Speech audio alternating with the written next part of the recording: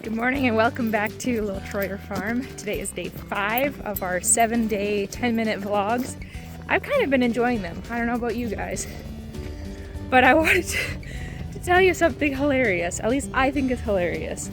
So if you watch my last video, we burned a bunch of sticks. I had to use gas to get the fire started, and there was a big whoosh because I dumped quite a bit of gas on it to try to get it going. I singed my eyebrows. So I tried to clean them up as best as I could this morning, so you're probably not going to notice. But I looked in the mirror this morning and I went, what is wrong with my face? Turns out I singed my eyebrows. So yeah, I bet you can't tell me that you did that yesterday. We've got a fair bit of snow. So yesterday morning we did not have this much snow at all. And now it's almost like a winter wonderland again.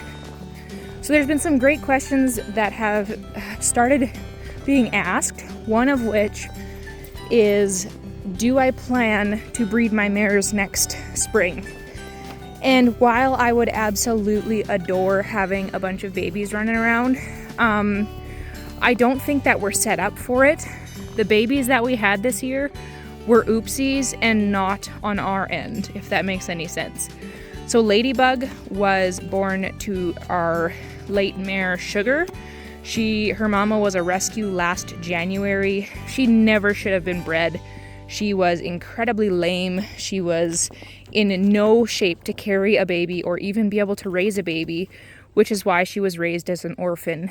And then Jitterbug, our little golden girl here, she was another oopsie. So I purchased Breeze, her paint mama, in October of last year, and I bought her as a retired broodmare, 19 years old, trained when she was younger, so I was just going to give her a refresh. And then March rolled around and she started developing an udder. 2 weeks later, she spits out this gorgeous little filly, Jitterbug. And so both of the foals we had this year were oopsies and not on our end. And so we don't really have a horse breeding program. There are so many horses in our area that are unwanted. There are so many horses that get passed around, so many horses that are labeled companions because nobody's bothered to train them. Grace, you be nice to my baby. Hey, don't. Wow, I'm gonna get these guys some food so that they aren't so cranky. Everybody's got some food, so now they're happy. Grace is being a little bit of a terror today. She's not usually so mean to everybody, but she was being mean to her best friend Raven. Oh, Jitterbug, all the sass.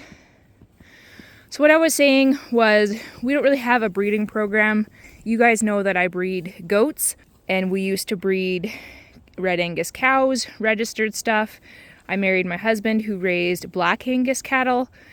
And so we know the importance of breeding for quality and not just for breeding for cute babies.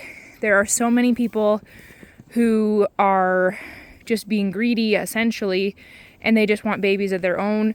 And there's a lot of irresponsibility where people are not castrating the males. They are letting studs run with a bunch of mares without any kind of responsible breeding program. And so that's where we end up with a ton of horses being shipped to the auction, a ton of horses being neglected, that sort of thing. And so if we can't responsibly do it, then we're not going to do it at all. And Dottie, for one, is a horse that I would look at her and I would go, she does not have the conformation that I would be looking for in bringing more babies into the world with her conformation. She's a little bit cow-hawked. She's got some sort of a lumbar issue, which could have been an injury. There's just a few things about her where I'm like, I would not personally keep a baby out of her. And so therefore there's no reason to breed her, in my opinion. Raven, I think she's too old. If maybe she had been used year after year as a broodmare, she could be bred again. But she's, I think, coming 22 next year. And you know, she does a good job just barely keeping enough weight on her own body. But the biggest thing is she suffers from arthritis in that front left knee. And so honestly, her days are fairly numbered because at a certain point she is just going to be in too much pain to even be able to cope with normal life, let alone having extra weight of having a baby in her belly. So she's a nope, Dottie's a nope. And then we have Grace, and she is a registered appendix mare, which she is half quarter horse, half thoroughbred, and she's papered. She's got a really good pedigree. And so we've thought, well, we could breed her to like a really nice quarter horse stud. My biggest thing is I don't love her physique, and I don't really love the thoroughbredness in her. So if we were to breed her, it would only be to a really good quarter horse stud. But then that also means that our main riding horse is down, and we could ride her throughout the summer. But then the next year, so basically 2026, she would be raising a foal with a foal at her side. And so I don't really know if we want to tie up our riding horse just to have a baby out of her, if that makes any sense. And then over at my parents' place is still Duke, he's a gelding, and then Jezzy is a red roan mare, and then Breeze, who is the mother of Jitterbug. So I know that this is taking a long time to explain, but I think it's important just so you guys know the direction of, our horse herd. Breeze, as you know, she has been struggling with heaves this past year, which is basically similar to really bad asthma in people, inflamed airways, which can actually cause damage to their lungs. And then I also spoke with a vet this summer. She had her teeth floated, and the vet said, don't breed her this summer, because that was actually the idea, would be to breed her back again. But the vet was like, I don't think she's got a good enough body condition right now to breed her again. So we did not go ahead and breed her this past summer, as well as trying to find a stud that's affordable yet good enough quality is kind of tricky. So Breeze was out this past year. If she does really well this coming summer, I would consider breeding her. She's a registered APHA mare. She's a paint. She's got decent bloodlines behind her. Phenomenally built, just everything that we would look for in the build of a horse to be useful on our farm. And so that's a consideration, but it all has to do with how healthy she is and if she is in good enough condition to breed again, because she will be 20, which is not too old to breed if they're in really good shape.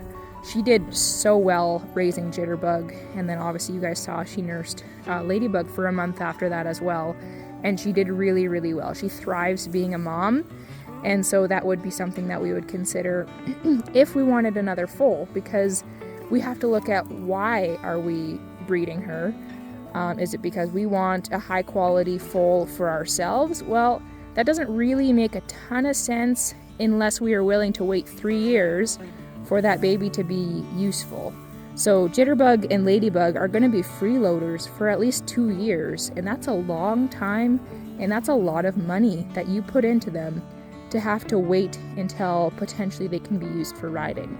At 2, some people can ride them, just short little 15-minute rides. You do a lot of groundwork, but really can't start riding them until about age 3 or 4.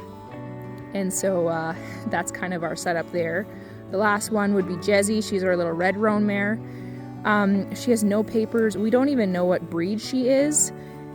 And so she's a beautiful horse, but I would really hesitate breeding her. But if we were to breed anybody, it would be either Grace, Breeze, the paint mare, or Jezzy, that red roan mare. Anybody else is out right now. So that's a really long-winded way of saying no babies for 2025. And yeah, that's where it sits with the horses. I knew that I'm long-winded, and so I end up running out of time very quickly. The coldest I have seen on a thermometer has been minus 55 degrees Celsius. Our typical winters are not that cold. Typical is minus 15 degrees Celsius, but it's not uncommon at all to hit minus 25 degrees Celsius or minus 30. So currently it is minus 9 degrees Celsius, feels like minus 12, and I can tell you, it feels cold. So I hope that those answers make sense as far as our horse plan. I know I didn't really answer a ton of other things, but make sure you drop your comments with your questions, and I'll make sure I answer the rest of them tomorrow.